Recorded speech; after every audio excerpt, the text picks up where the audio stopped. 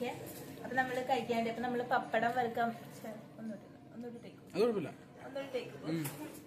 Okay. അപ്പൊ നമ്മള് പപ്പടം, ഇയാള് ഭയങ്കര ഉടായിപ്പ, അതെ ടേക്ക് വേറെ പോകത്തില്ല, എനിക്കറിയാത്, എന്നാലും ഞാൻ അറിഞ്ഞോണ്ട് പറയുക. നമ്മളപ്പോ പപ്പടം എടുക്കാൻ മറന്നുപോയായിരുന്നു. അപ്പൊ നമ്മള് കൊറേ വെതറി ഇട്ടിട്ടുണ്ട്. ചുറ്റിനെയാണ് പപ്പടം ഉണ്ടാക്കിയത്, കാരണം എനിക്ക് ഉണ്ടാക്കാൻ അറിയത്തില്ല.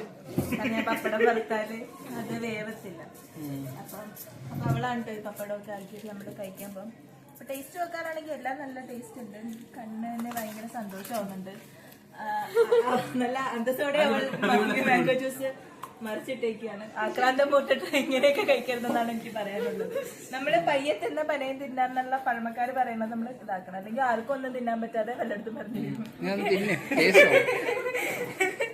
അപ്പൊ ശരി, നമുക്ക് കഴിക്കാം.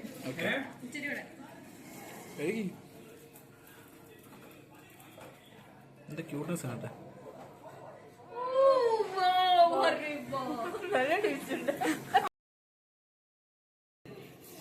രുചി കാരണം നമുക്ക് ഫുഡ് വായിലോട്ട് ഇറങ്ങുന്നില്ല. കഴിച്ചിട്ടിങ്ങനെ നല്ല ടേസ്റ്റ് ഉണ്ട്, അതൊരു കാര്യം. പിന്നെ സന്തോഷമുണ്ട്, നമ്മൾ ഒരുമിച്ച് കഴിക്കുന്നതിന്റെ ആ ഒരു സന്തോഷമുണ്ട്. ബീഫ് സൂപ്പർ, ലിവറും സൂപ്പർ. ഇവിടാണ് ഷെഫ് ഇതിന്റെ കിളിയെ ഒരു പാട്ട് പാടി അവസാനിപ്പിക്കുക.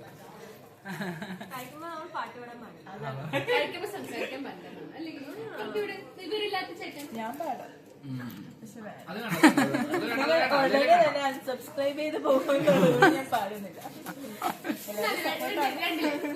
എല്ലാവരും സപ്പോർട്ടാണ് നമ്മുടെ ലക്ഷ്യം. അങ്ങനെയില്ല, അതെന്താന്നറിയോ, ഒന്നുകൂടെ എനിക്ക് ബീഫ് മൊത്തം തിന്നിട്ട് മറ്റേ ഗ്രേവി മാത്രം വെച്ചേക്കാം. എന്റെ വിളിച്ചോണ്ടിരിക്കുന്നത്. ഹലോ, ഫുഡ് കണ്ടോ?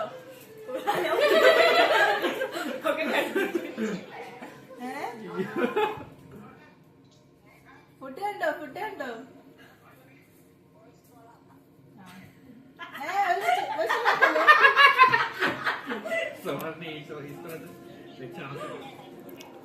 തിന്നിട്ട് നിങ്ങളല്ലേ ഇപ്പഴാ തിന്നാൻ തുടങ്ങിയത്. അമ്മ ഓർക്കണം 1 മണി തൊട്ട് 4 മണി വരെ തിന്നോട്ടെ.